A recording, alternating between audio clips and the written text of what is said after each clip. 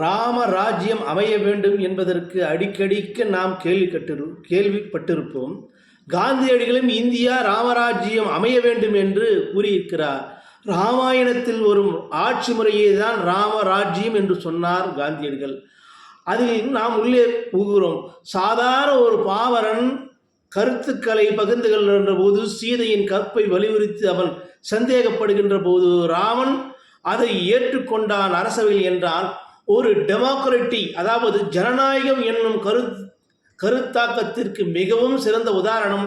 அதற்கு தன்னுடைய விருப்பு வெறுப்புகளை இல்லாமல் தான் அரசன் என்று உணர்ந்து சீதையை தீக்குளிக்க எத்தமித்தான் ராமன்.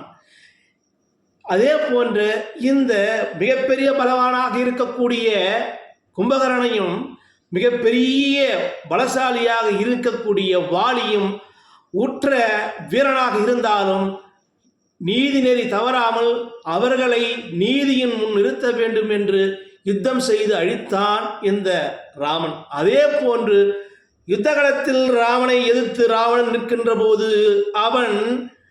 அவன் கையில் ஆயுதமில்லாமல் நிராதபாணியாக இருக்கின்ற போது ராவன் சொன்னான், இன்று போய் நாளை வா என்று.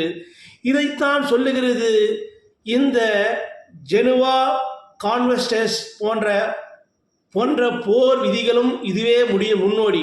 ஒரு நாடு நிராதபாணியாக இருக்கின்ற போது அந்நாட்டின் மீது போர் தொடுக்கக்கூடாது என்பது இந்த ஜெனீவா ஒப்பந்தம் போல அன்றைக்கு ராமபிரான் ராவணனுக்கு அறிவுறுத்தினார்.